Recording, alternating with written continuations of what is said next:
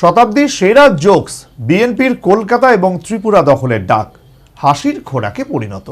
মাঝে ভারতীয় সীমান্তরক্ষী বাহিনী সেরে নিল মকপল। বাংলাদেশে ভারত বিরোধী জিগিরের জের আর একটা দেশকে বিশ্ব দরবারে খাটো করবার লজ্জাজনক প্রোপাগান্ডাটা যে দেশের একাংশ রাজনৈতিক দলের নির্বোধ নেতৃত্ব ও একাংশ কাণ্ডজ্ঞানহীন জনতার অজ্ঞতার বিস্ফল। বর্তমানে এর নজির বাংলাদেশে।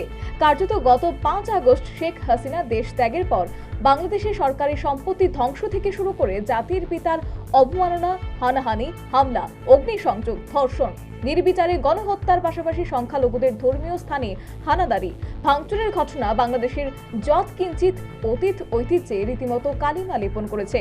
এই পরিস্থিতিতে বর্তমানে উচ্ছৃঙ্খল পরিস্থিতির সম্মুখীন বাংলাদেশের দিকে তাকিয়ে রীতিমতো হাসছে গোটা বিশ্ব।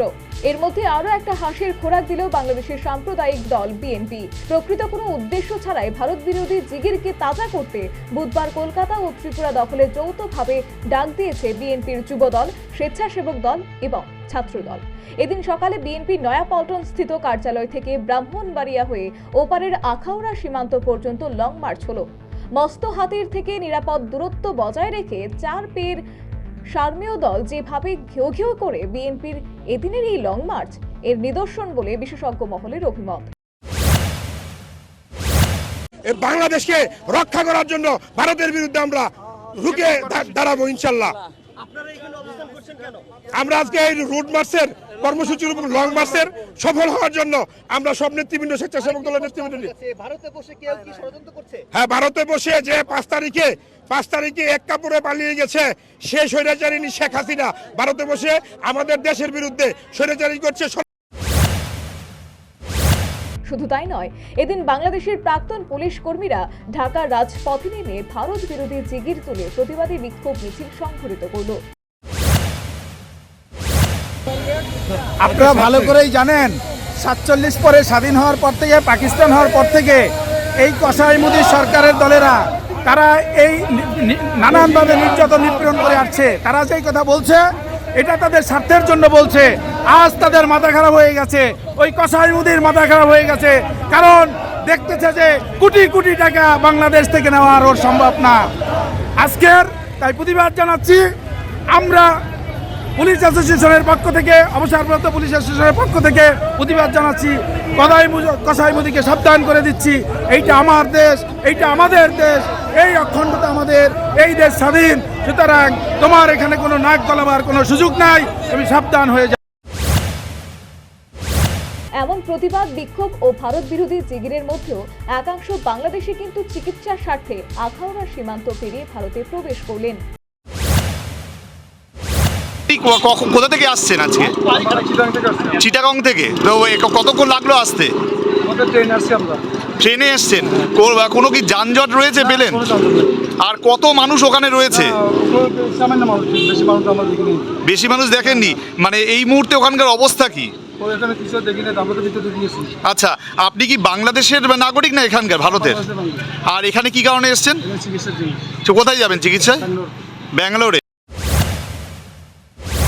তবে এর মধ্যে এপারের উগ্র দেশাত্মবোধক ভারতবাসী কোনো মতেই যেন সীমান্ত এলাকায় পাল্টা কোনো অপ্রীতিকর ঘটনা না বাঁধিয়ে ফেলে, এর জন্য আগরতলার তথা আখাউড়া সীমান্ত এলাকায় যথেষ্ট সক্রিয় ছিল বিএসএফ এবং পুলিশ। আখাউড়া এলাকায় গত 1 সপ্তাহ যাবৎ অতিরিক্ত পুলিশ পিকেট বসানো হয়েছে বলে জানালেন পশ্চিম জেলার পুলিশ সুপার কিরণ কুমারকে।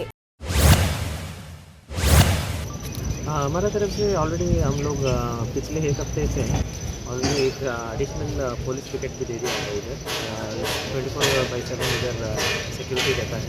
उसके अलावा हम लोग बीएसएफ से भी रेगुलर टच में हैं। उनके साथ में हम लोग बॉर्डर एरियाज़ में और कम्युनिटी सेंसिटिव एरियाज़ में पेट्रोलिंग शुरू कर दिया है। अब जैसे कि आप जानते हैं अभी नॉर्थ ईस्ट काउंसिल का मीटिंग भी होने वाला है जल्दी, तो इसी बैकग्राउंड में अभी बॉर्डर का बहुत ही अभी सिक्योरिटी बढ़ा दिया है और हम लोग भी बहुत सतर्क है और वॉच रख रहे हैं सिचुएशन को और अच्छा सा डिप्लॉयमेंट किया है, एक्स्ट्रा फोर्सेस भी मंगाया है और रेगुलर पेट्रोलिंग, एरिया डोमिनेशन और जॉइंट ऑफ किए।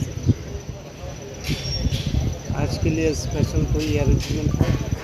आज के लिए भी हम लोग एक्स्ट्रा फोर्सेस मंगाए हैं, CSR और CRPF डिप्लॉयड है और उसके अलावा BSF से भी हम लोग टच में हैं और दोनों साथ में मिलकर जो भी एक्शन साथ में मिलकर हम लोग তবে এপারের বাসিন্দারা ছিলেন যথেষ্ট সংযত। এর মধ্যে আখাউড়া সীমান্ত এলাকায় এপারের আগরতলাবাসী বিএনপির লং মার্চকে তীর্যক করলেন। এই লং মার্চের ক্ষেত্রে ওপারের বাংলাদেশিদের মিষ্টিমুখ করে স্বাগত জানানো হবে বলে এপারের বাসিন্দাদের তীর্যক।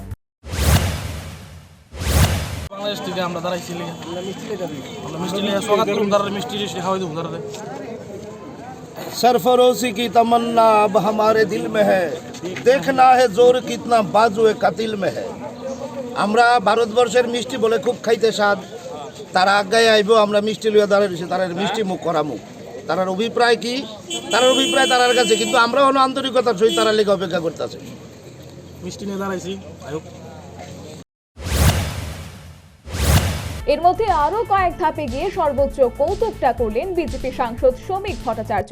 বিএনপির আগরতলা দখলের ডাক শতাব্দীর সেরা জোকস বলে তিনি কটাক্ষ করলেন। বিএনপি ডাক দিয়েছে কি তারা আগরতলা দখল করতে আসবে মিছিল করে। এটাই হলো শতাব্দীর সবচেয়ে বড় যুগ।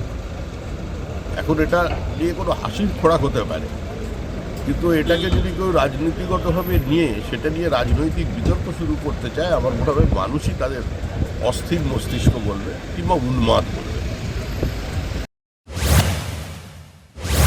মুখ্যতঃ বিএনপির এদিনের কলকাতা ও ত্রিপুরা দখলের ডাকটা যে গোটা বাংলাদেশকে বিশ্ববাসীর কাছে পুনরায় হাসির খোরাক করলো তা এক বাক্যে স্বীকার করেছেন সবাই।